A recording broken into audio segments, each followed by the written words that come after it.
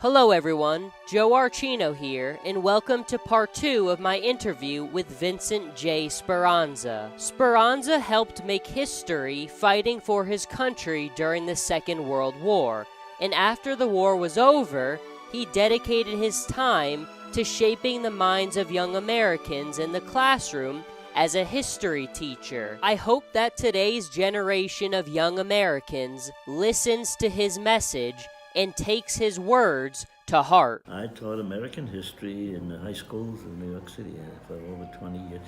And every time they tried to promote me out of the classroom to administration, I said, no, I don't want to stay in the damn classroom. Because in education, the action is in the classroom. And you shut that door, you and the kids, you can do great things. And every kid that came out of my class was a patriot. I didn't lie to them in any way, but I emphasized the proper things that the United States stood for, did, and what it cost to have this country where people can live free and make a life for themselves in the way they want.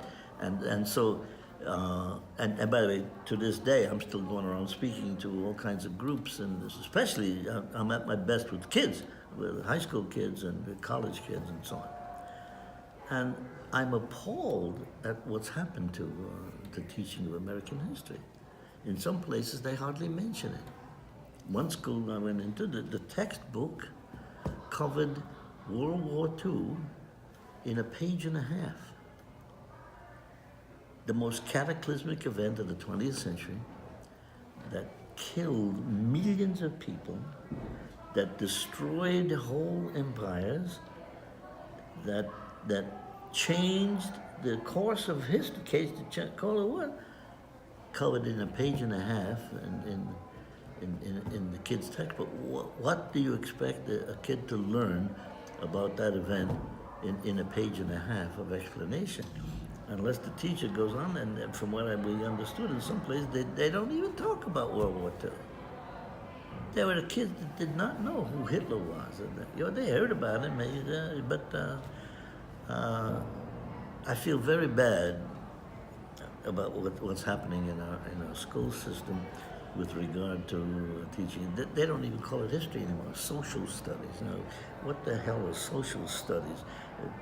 What are you going to find out there about your country and what it took to, first of all, to produce the country in the first place, and then to maintain it, and then when it's seriously challenged, like in World War II, when I was at the Eagle's Nest, a bomb had hit it, and there was stuff scattered all over the place, and we were all picking up souvenirs here and there to send home. I had got two nice books. One was Adolf Hitler, and the other one was the Third Reich, and it had all glossy black and white photos of the entire Nazi movement from 1936 and to the present. And on the wall, there was a map, about 2 feet by 3 feet, a map of the world. It was in 3 colors, brown, red, and green. Brown was Germany, red was Japan, and green was Italy. The map was color-coded to how the dictators were going to divide up the world. The cocky bastards had already decided, and when we win the war, this is what we're going to do with it. Germany was to get all of Europe and the Ukraine up to the Ural Mountains of Russia. Germany was to get Canada and the United States. Italy was to get Africa and South America, and Japan was to get all of Asia down, including Australia. There it was, my friend, on the wall. If there's anybody who ever doubted why that war was fought and why it had to be won, there it was. By the way, had I the presence of mind to take that map, I'd be a millionaire today. But, even at that young age, when I saw that thing, what an impact it made. Jeez. This is what would have happened if we didn't fight the war, or we didn't win it. And so no matter what the cost was, no matter what the sacrifice, no matter what we had to do, it, it, it, it had to be done, or here's what the world's going to look like. And 3 dictators were going to run it, and the rest of us would be slave labor. And people don't realize how close they came. If it were not for the real productive capacity of the United States, you know the story about how we were unprepared. We had a small army, and a lot of the people in Congress didn't even want to get involved in that war until the last minute. And then what it takes, but that's the genius of the United States. Once we geared up for war, first we were able to produce enough to help the English hold on, help the Russians to hold on, and then the training and the equipment needed for that. And then once we started churning up, turning out battleships and submarines and so on, we outproduced anything that the Nazis and the Japanese were able to contemplate. And we, the productive capacity of the United States was just as important as the contribution made by armed forces, because the armed forces are effective only if they have the weapons to do the job with. And we had the means to turn them out.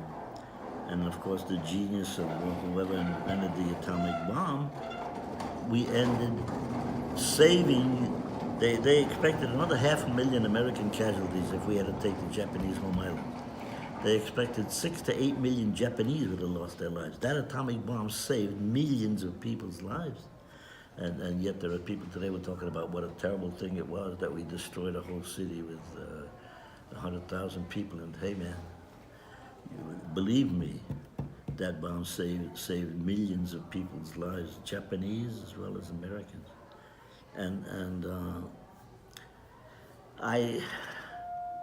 My message to them is, listen, folks. In 1775, every government on the face of this earth was a dictatorship. They called themselves kings, queens, czars, sultans, emperors, whatever it was, the situation was the same. For the entire civilizations up to that time, 5,000 years of civilization, one man or woman in control with a handful of wealthy families behind them, and 95% of the people were used and abused. In 1775, here in America, a change that was to influence the entire world took place when a handful of Americans, 71 Americans, and a 12-year-old drummer boy, at a little place called Concord Bridge, which was between Lexington and Boston. A British regiment out of Boston was supposed to go to Lexington. They heard the rumors that the Americans were arming there to disarm the Americans. The little Concord Bridge village, men stood out there on their green with their drummer boy. I guess to just show defiance to the British. They didn't do anything, but they just stood there in front of their village green. And when the British commander saw them, he brought his regiment up there, and he said, "Lay down your arms and disperse, ye rebels." And for the first time, the answer came out of a rifle barrel. He said, "Go to hell." Now, of course, you know what's going to happen. The British regiment fired. They killed 45 of them. The rest of them pulled back, and the women, they knew what was going to happen. They had bandaged already to try and take care of them. But the difference this time was that when that British regiment started back to Boston, the word had gone out. The British have slaughtered Americans who were minding their own business, just standing in front of them. And behind every rock and tree and bushes, there was an American with a rifle picking off the British soldiers, the British officers and so on. By the time that regiment got back to Boston, it had lost 1/3 of its personnel, and word had gone out. We're not taking this crap anymore. And the next year they put it down on a piece of paper, 1776. We hold these truths to be self-evident. All men are created equal. They are endowed by their Creator with certain inalienable rights, among them life, liberty, and the pursuit of happiness. And then the next most important phrase of the whole thing. And to ensure these rights, governments are instituted amongst men. Listen to the power of that. They're saying the only reason that a government exists is to ensure the rights of the people. And then they listed the rights, the Bill of Rights, the first 10 rights. That was an explosion. The poet Emerson said, and there the embattled farmer stood and fired the shot heard round the world. You damn right it was heard round the world. And all dictators started crapping in their pants. If these ideas get out, my God, you know what's going to happen. But America showed them that not only do you wear it down on a piece of paper, we then took on the British Empire. Can you imagine 13 unorganized colonies, 1.5 million population in the whole place, and taking on the British Empire, which at that time controlled 1/5 of all the people of the world, 1/4 of all the land of the world. And here are these guys. There wasn't a cannon factory in the United States. And they weren't even soldiers. They were farmers and, frontiersmen, but rugged guys and so on and so on. They take on the British Empire. And it took 7 years, but they beat them. Jeez. That should be a constant flash in everybody's head in the United States. You know what? My country, when it only had 1.5 million population, took on the British Empire and beat them in 7 years. Oh, it cost, man. I mean, they slaughtered Americans every place they fought. Washington lost almost all the battles except for the Battle of Trenton and so on. But then they rallied and they kept pulling back until they cornered the British at Yorktown.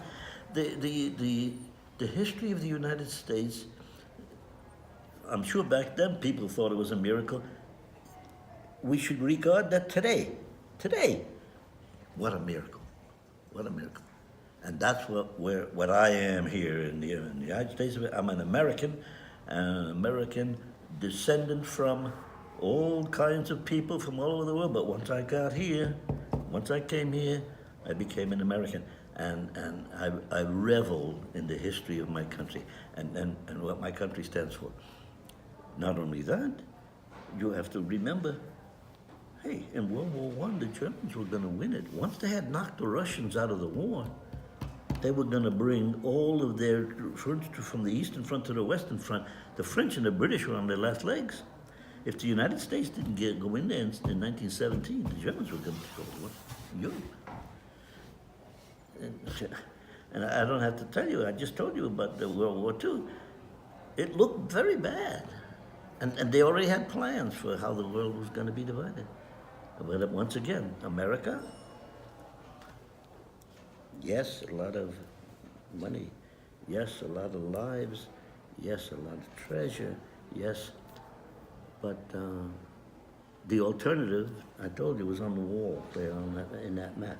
That was the alternative if we weren't willing to sacrifice everything.